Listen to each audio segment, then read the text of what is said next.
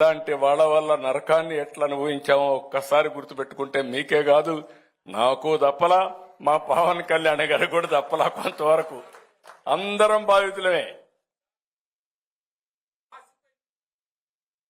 32,000 కోట్లు పెంచి ఇప్పుడు కూడా చెప్తున్నా, మళ్ళీ వాళ్ళు చేసిన పాపాలు ఎంతంటే 1,25,000 కోట్ల రూపాయలు అప్పు చేశారు.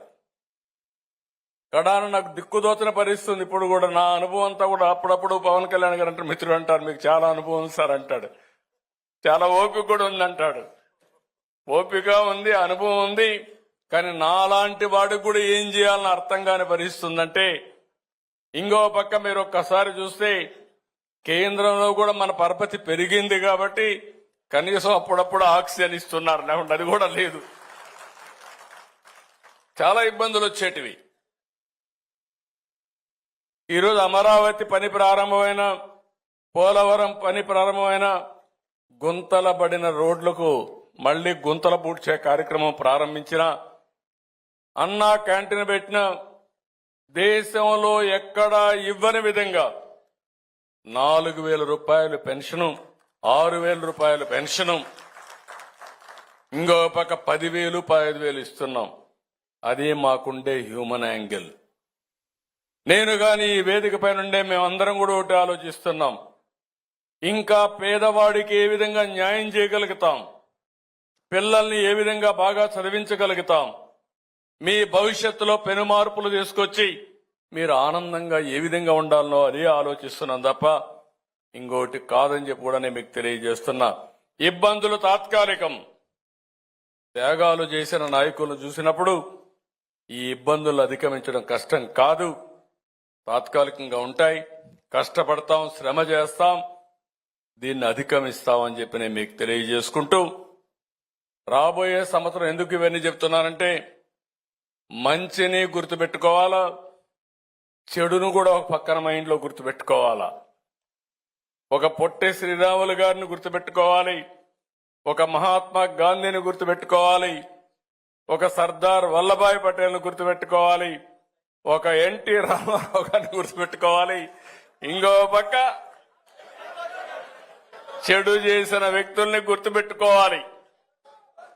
మీరు గుర్తుపెట్టుకోలేదనుకోండి, మళ్ళీ కాబట్టి నేను అందుకే చెప్తున్నా, అది చేసినప్పుడే మన నాయకులకి మనం నివాళులర్పించినట్టు అవుతుంది. వచ్చే ఏడాది 2025 మార్చి 16 నుంచి 125వ జయంతి ప్రారంభమవుతుంది పొట్టి శ్రీరాములు గారిది. దీన్ని ఘనంగా చేద్దాం. నేను ముందే చెప్పాను, పొట్టి శ్రీరాములు గారి యూనివర్సిటీ పెడతామని. అదే కాకుండా ఇంకొక పక్కన తెలుగు యూనివర్సిటీ పెడతాం, ఇంకో పక్క ఇక్కడనే మీరు మిత్రులు చెప్పారు, ఏదైతే అమరావతిలో మెమోరియల్ పెట్టి అక్కడ ఒక విగ్రహం పెట్టి పొట్టి శ్రీరాములు గారు చేసిన త్యాగాల్ని గుర్తుపెట్టుకునే విధంగా ఏం చేయాలో అవి కూడా చేస్తాం. అదే సమయంలో పొట్టి శ్రీరాములు గారు పుట్టిన గ్రామాన్ని అభివృద్ధి చేసి ఆయన ఆ రోజు ఉన్నటువంటి ఇంటిని కూడా ఒక మెమోరియల్గా తయారు చేసి శాశ్వతంగా గుర్తుపెట్టుకునే విధంగా చేస్తామని చెప్పి కూడా నేను మీకు తెలియజేస్తున్నా. ఇవన్నీ మనం చేసి ముందుకు పోయే సమయంలో మళ్లీ రాష్ట్రం నుండి అందరిని కోరుతున్నా, నా ఆలోచన 2047కి అంటే 100 సంవత్సరాలు స్వాతంత్రం వచ్చిన సందర్భం. ఆ రోజుటికి ఈ రాష్ట్రంలో ప్రతి ఒక్కరి ఆదాయం దగ్గర $42,000 అన్నాను. $42,000 అంటే ఇప్పుడు $3,000 ఉంది. 3,000 అంటే 2,50,000.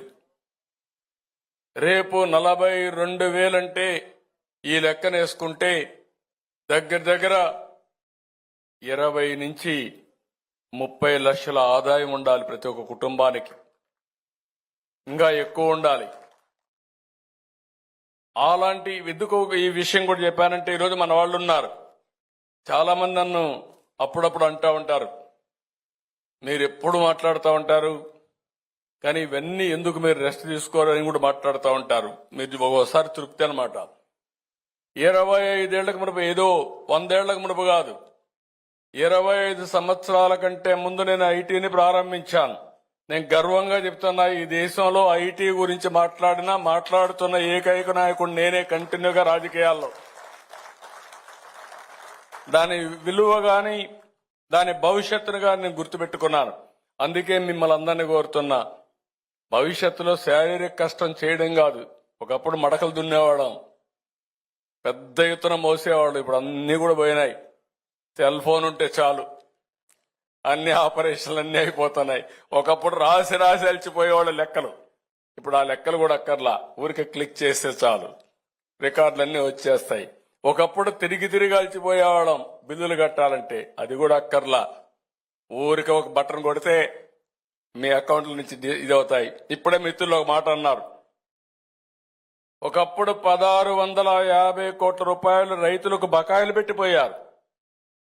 8 నెలలు, సంవత్సరం రైతు పండించిన పంటకు తీసుకొని డబ్బులు ఇవ్వకుండా పోయారు.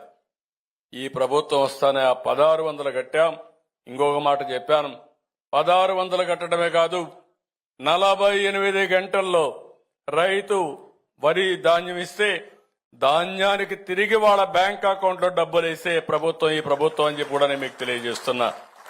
నేను ఇప్పుడే మాట్లాడితే ఇంకొక మాట కూడా అన్నాను, మేము 4 గంటలకే ఇస్తున్నాం సార్ మా కమిషనర్ అంటే, 4 గంటలకు అవసరం ఏంటి? అవసరమైతే ఇన్స్టెంట్ గా ఇద్దాం. రైస్ మిల్లు డౌన్లోడ్ చేసుకుంటారు, ట్రాక్టర్ని సంతకం పెడతాడు, కంప్యూటర్లో ఎంటర్ చేస్తాడు. ఎంటర్ చేసిన నెక్స్ట్ మినిట్ లో రైతు అకౌంట్ కు డబ్బులు పడాలి. అలాంటి విధానాల కోసం మేము ఆలోచిస్తున్నాం. మీరు తిరిగే పని లేకుండా మీ ఇంటికి మేము రావాలి. మీరు ఎవ్వరి దగ్గర మీరు కంప్లైంట్ చేసి, అందుకే తొందరలో వాట్సాప్ గవర్నెన్స్ తీసుకొస్తున్నాం. మీరు ఒక పని పెడితే, మీరు న్యాయమైన పని అడిగితే అది చేసి మళ్లీ మీకు మెసేజ్ పెట్టే విధంగా తొందరలోనే ప్రభుత్వ పాలన ఉంటుందని చెప్పి కూడా నేను మీకు తెలియజేస్తున్నా. ఇవన్నీ సాధ్యం, అసాధ్యమేం కాదు. నేనేదో ఏదో మాట్లాడుతాను అనుకోవద్దండి. ఇవన్నీ కూడా వీలవుతాయి, అవన్నీ కూడా చేద్దాం. అవన్నీ జరగాలంటే మళ్ళా మీలో కూడా కొంచెం ఆలోచన రావాలి. ఏదో ఈయననే మాట్లాడుతూ ఉంటాడు కాబట్టి ఆయన మాట్లాడతాడు కాబట్టి మేము వింటా ఉంటాం అని కాదు. నేను చెప్పిన దాంట్లో వాస్తవాలుంటే మీరు ఉపయోగించుకోండి, నాకు సహకరించండి. ఈ ప్రభుత్వం ఒకటే ఆలోచిస్తున్నాం, ప్రపంచంలోని ఒక అత్యున్నతమైన పరిపాలనకు నాంది పలకాలనేది నా అభిమతం. మా మిత్రుడు పవన్ కళ్యాణ్ గారు గాని, జనసేన పార్టీ గాని మొత్తం కూడా దీనికి కట్టుబడి ఉన్నామని చెప్పి కూడా నేను మీకు తెలియజేస్తున్నా. ఏ వ్యక్తికి ఏ ఇబ్బంది లేకుండా ఒక సుపరిపాలన చేయాలనేది మా అభిమతం. నేను ఎన్నోసార్లు చెప్పాను, అభివృద్ధి జరిగితే సంపద సృష్టించబడుతుంది, సంపద సృష్టిస్తే ఆదాయం పెరుగుతుంది, ఆదాయం పెరిగితే సంక్షేమ కార్యక్రమాలకు డబ్బులు వస్తాయి. అది ఒక్క సుపరిపాలన ద్వారానే సాధ్యం. దానికి కట్టుబడిన ప్రభుత్వం ఎన్డీఏ ప్రభుత్వం ఈ రాష్ట్రంలో అని చెప్పి మరొక్కసారి మీ అందరికీ విజ్ఞప్తి చేస్తున్నా. ఒకే రోజు అన్ని గ్రామాల్లో జనరల్ బాడీ మీటింగ్లు పెట్టించిన ఘనత పవన్ కళ్యాణ్ గారిది. దగ్గర 35,000 పనులు, 4,000 కోట్ల రూపాయలతో పనులు ప్రారంభించి గ్రామాల్లో పనులు చేస్తున్నారంటే అది ఈ ప్రభుత్వ విధానం. ఇలాంటి 1-2 కాదు చెప్పుకుంటూ పోతే మీకే అర్థమవుతాయి. మొత్తం గోదావరిలో మునిగిపోయినటువంటి పోలవరాన్ని మళ్లీ కట్టే పరిస్థితికి వచ్చాం. అసాధ్యమైన పని. మళ్లీ దానికి చాలా సమస్యలు వచ్చాయి, అన్ని కూడా రివైవ్ చేశాం. పోయిన నమ్మకాన్ని మళ్లీ ఇప్పుడిప్పుడే పునరుద్ధరిస్తున్నాం. ఒక వ్యక్తికి ఒక విషయం మీరు గుర్తుపెట్టుకోవాలి, ఒక వ్యక్తి పైన నమ్మకం పోతే గ్రామాల్లో గాని కుటుంబంలో కూడా తన మాట వినరు. అప్పు తీసుకొని ఎగ్గొడతా ఉంటే ఎక్కడో గాలికి తిరుగుతా ఉంటే ఆ వ్యక్తి పైన విశ్వాసం పోయిన తర్వాత ఇంట్లో వాళ్ళు కూడా చులకనగా చూస్తారు, బయట వాళ్ళు మాట్లాడరు, మాట్లాడినా తప్పించుకుంటారు, వీడు వస్తే డబ్బులు అడిగే పరిస్థితి వస్తాడని. అలాంటి పరిస్థితి మన రాష్ట్ర పరిస్థితి. అప్పులు ఇచ్చేవాడు లేరు, అప్పులు చేయాలంటే అవకాశాలు లేవు. కడాన మీరు ఒక చిన్న విషయం మీరు గుర్తుపెట్టుకుంటే, ఒక ఫైనాన్స్ కమిషన్ వేస్తారు దేశంలో. ఆ దేశంలో ఫైనాన్స్ కమిషన్ వేసి మనకు వచ్చే ఆదాయాలు కాకుండా ఏ రాష్ట్రానికి తక్కువ ఆదాయం వస్తుంది, వాళ్ళకి ఎట్లు ఇవ్వాలి అని వచ్చే వనరులో కేంద్రం, రాష్ట్రం, పంచాయతీలకు డబ్బులన్నీ పంచుతారు. 15వ ఆర్థిక సంఘాన్ని వేశారు, 5 ఏళ్లకు డబ్బులు ఇచ్చారు. అది ఇంకా 2 ఏళ్లు ఈ సంవత్సరం, రాబోయే సంవత్సరం ఉంది. ఎంత తెలివైన వాడంటే ముందున్న గవర్నమెంట్ లో ఉండే వ్యక్తి ఆ డబ్బులు 5 ఏళ్ల డబ్బులు ఒకటేసారి డ్రా చేసి వెళ్ళిపోయాడు.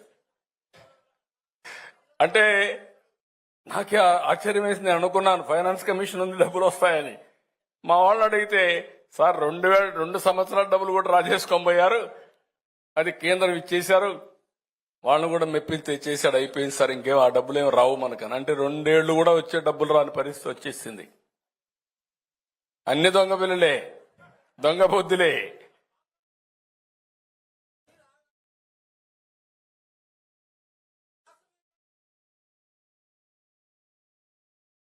ఎస్ ఎస్ ఎస్ నేను ఒకటే మీ అందరికి చెప్తున్నా,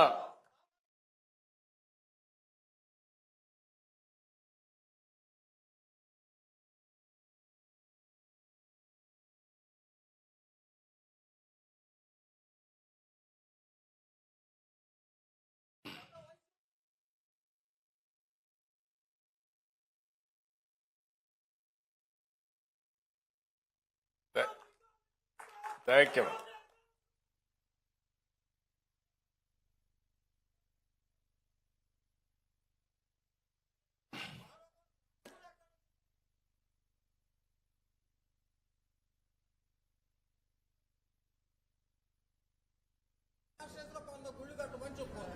ఓకేమ్మా, అన్ని వర్కౌట్ చేద్దాం. ఎందుకంటే మీరు అన్నట్టు ఈ దేశం కానీ ప్రపంచం కానీ మొత్తం కానీ మనం చూస్తే సెంటిమెంట్ అనేది కూడా చాలా ముఖ్యం. ఆ సెంటిమెంట్సే ఈరోజు మనల్ని నడిపిస్తుంది. అదే వారసత్వం. ఈరోజు మీరు అనుకున్న